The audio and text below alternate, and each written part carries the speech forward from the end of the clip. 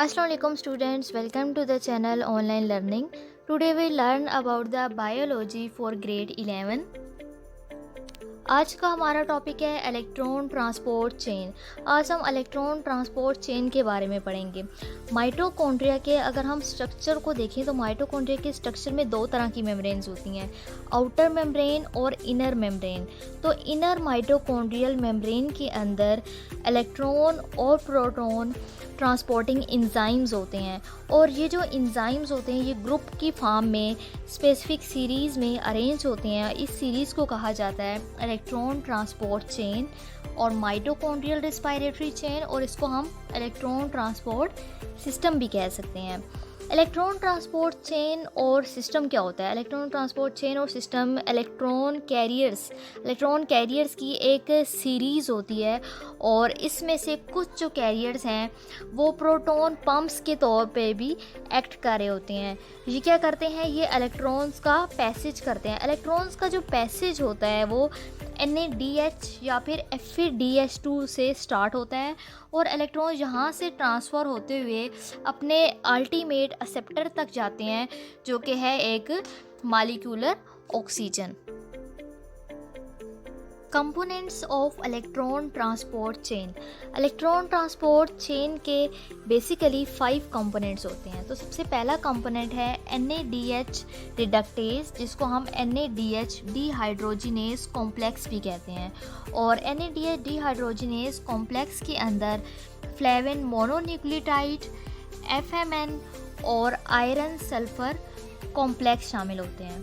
तो इसका electron transport chain का सेकंड कंपोनेंट है FADH डिहाइड्रोजिनेज, जिसको कोएंजाइम Q या फिर यूबिक्विनिन भी कहा जाता है। और इसी तरह से इसका तीसरा कंपोनेंट है साइटोक्रोम, और जिसको साइटोक्रोम रिडक्टेज कॉम्प्लेक्स कहा जाता है, जिसमें साइटोक्रोम B और साइटोक्रोम C1 शामिल है। फोर्थ कंपोनेंट है cytochrome C and fifth component है cytochrome oxidase complex. Cytochrome oxidase complex में साइटोक्रोम A और साइटोक्रोम A3 शामिल है। तो जब इलेक्ट्रॉन्स का पैसेज होता है एक कैरियर से दूसरे कैरियर की तरफ, तो ये जो प्रोसेस होता है वो डाउन हिल जर्नी है, जिसमें हर स्टेप के ऊपर एनर्जी का लॉस हो रहा होता है। एनर्जी का लॉस इसलिए हो रहा होता है क्योंकि ये जो इलेक्ट्रॉन्स फ्लो कर रहे होते हैं इनकी जो एनर्जी है वो कैरियर्स जो है वो यूटिलाइज कर लेते हैं। ये कैरियर्स इस एनर्जी के ज़रिए प्रोटॉन्स की पंपिंग करते हैं। प्रोटॉन्स की पंपिंग होती है इनर चैम्बर से, यानी कि मैट्रिक्स से प्रोटॉन्स की पंपिंग होती है। और ये जो प्रोटॉन्स हैं ये मूव करते हैं इंटर मेम्ब्रेन स्पेस की तरफ, यानी कि आउटर चैम्बर में। ये प्रोटॉन यहाँ से मूव करके आउटर चैम्बर की तरफ चले जाते हैं। तो जब ये प्रोटॉन्स इंटर मेम्ब्रेन स्पेस में जमा हो जाते हैं तो इसको कहा जाता है प्रोटॉन ग्रेडियंट। और जब प्रोटॉन्स की एक्युमुलेशन हो जाती है, यानी कि प्रोटॉन ग्रेडियंट बन जाता है, तो ये क्या करते हैं? ये ATP सिंथेस को एक्टिवेट कर देते हैं। तो जब ATP सिंथेस एक्टिवेट हो जाता है तो ये ऑक्सीडेटिव फॉस्फोराइलेशन करते हैं। ऑक्सीडेटिव फॉस्फोराइलेशन का मतलब ये है कि इससे ATP की सिंथेसिस होती है, ATP बनना शुरू हो जाता है। और ये जो ATP है ये ऑक्सीजन की प्रेजेंस में बनता है, इसलिए इसको ऑक्सीडेटिव फॉस्फोराइलेशन कहा जाता है। Passage of electron flow. अब हम देखते हैं कि इलेक्ट्रॉन ट्रांसपोर्ट चेन के अंदर इलेक्ट्रॉन्स का फ़्लो कैसा होता है।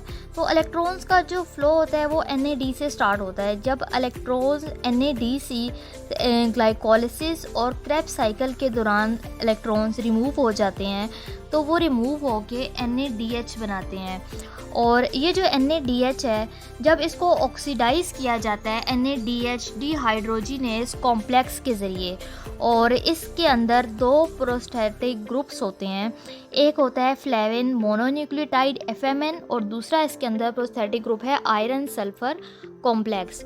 तो जब इलेक्ट्रॉन्स और प्रोटॉन्स पास होते हैं NADH से FMN की तरफ, तो FMN मूव करते हैं इलेक्ट्रॉन्स को आयरन सल्फर कॉम्प्लेक्स की तरफ। तो जब ये आयरन सल्फ़र कॉम्प्लेक्स की तरफ इलेक्ट्रॉन्स मूव करते हैं तो जो प्रोटॉन्स होते हैं वो निकल के इंटर मेम्ब्रेन स्पेस में आ जाते हैं। और ये जो इलेक्ट्रॉन्स हैं ये अब आयरन सल्फ़र कॉम्प्लेक्स से एक नेक्स्ट इलेक्ट्रॉन कैरियर की तरफ मूव करेंगे, जो कि एक मोबाइल इलेक्ट्रॉन कैरियर है। उसका नाम है कोएंजाइम क्यू, जिसको यूबिक्यूनिन भी कहा जाता है। और अगर FeDH2 ने भी ऑक्सीडाइज होना हो इलेक्ट्रॉन ट्रांसपोर्ट चेन के ज़रिए, तो वो भी अपने इलेक्ट्रॉन्स और प्रोटॉन्स को कोएंजाइम क्यू की तरफ भेजता है। और इस तरह से इस एंजाइम को FeDH डिहाइड्रोजिनेज कॉम्प्लेक्स कहा जाता है। इसी तरह से जब इलेक्ट्रॉन्स कोएंजाइम क्यू में जाते हैं तो वो कोएंजाइम क्यू से आगे ट्रांसफ़र हो जाते हैं साइटोक्रोम रिडक्टेज कॉम्प्लेक्स के अंदर। साइटोक्रोम रिडक्टेज कॉम्प्लेक्स जिसके 3 तरह के कंपोनेंट्स होते हैं, cytochrome B, iron sulphur complex और साइटोक्रोम C1। और ये जो एंजाइम कॉम्प्लेक्स है ये सिर्फ इलेक्ट्रॉन्स को नेक्स्ट इलेक्ट्रॉन कैरियर तक ट्रांसफ़र नहीं कर रहा होता, बल्कि ये प्रोटॉन्स की पंपिंग भी कर रहा होता है। प्रोटॉन्स की पंपिंग होती है इंटर मेम्ब्रेन स्पेस की तरफ। इसी तरह से साइटोक्रोम C1 इलेक्ट्रॉन्स को नेक्स्ट कैरियर की तरफ भेजता है। नेक्स्ट कैरियर है साइटोक्रोम C। और साइटोक्रोम C भी कोएंजाइम क्यू की तरह इलेक्ट्रॉन्स का एक मोबाइल कैरियर है। साइटोक्रोम C इलेक्ट्रॉन्स को आगे डिलीवर करता है साइटोक्रोम ऑक्सीडेज कॉम्प्लेक्स की तरफ, यानी कि अब इलेक्ट्रॉन्स मूव करके आ जाएंगे साइटोक्रोम ऑक्सीडेज कॉम्प्लेक्स के अंदर। और साइटोक्रोम ऑक्सीडेज कॉम्प्लेक्स के अंदर 2 तरह के उसके पार्ट्स होते हैं, साइटोक्रोम A और साइटोक्रोम A3। साइटोक्रोम A3 के अंदर कॉपर होता है। ये जो एंजाइम कॉम्प्लेक्स है ये सिर्फ इलेक्ट्रॉन कैरियर के तौर पे काम नहीं कर रहा होता, बल्कि ये प्रोटॉन्स की पंपिंग भी कर रहा होता है। तो फाइनली ये जो इलेक्ट्रॉन्स हैं वो साइटोक्रोम A3 से निकल के आगे ट्रांसफ़र हो जाते हैं ऑक्सीजन की तरफ। तो जब ये ऑक्सीजन की तरफ ट्रांसफ़र हो जाते हैं तो ऑक्सीजन इन इलेक्ट्रॉन्स को एक्सेप्ट कर लेता है, इन इलेक्ट्रॉन्स को कैच कर लेता है। तो जब ऑक्सीजन इन इलेक्ट्रॉन्स को एक्सेप्ट कर लेगा तो ऑक्सीजन दोबारा से एक्टिव हो जाएगा, रीएक्टिव हो जाएगा। और ये जो ऑक्सीजन है वो सिर्फ इलेक्ट्रॉन्स को एक्सेप्ट नहीं कर रहा होता, बल्कि वो एक्वस सॉल्यूशन के अंदर से हाइड्रोजन आयंस को भी एक्सेप्ट कर रहा होता है। तो जब ऑक्सीजन हाइड्रोजन आयंस को भी एक्सेप्ट करेगा और इलेक्ट्रॉन्स को भी एक्सेप्ट करेगा तो ये जो ऑक्सीजन है वो कन्वर्ट हो जाएगा वाटर में।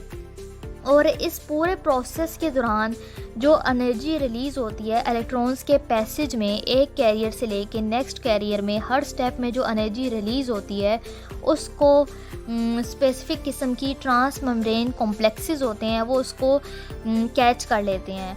और जब वो ट्रांस मेम्ब्रेन कॉम्प्लेक्सेस उस एनर्जी को गेन कर लेते हैं तो उससे क्या होता है, प्रोटॉन्स की पंपिंग होती है। प्रोटॉन्स की पंपिंग होती है मैट्रिक्स साइड से इंटर मेम्ब्रेन स्पेस के अंदर प्रोटॉन्स की पंपिंग होती है।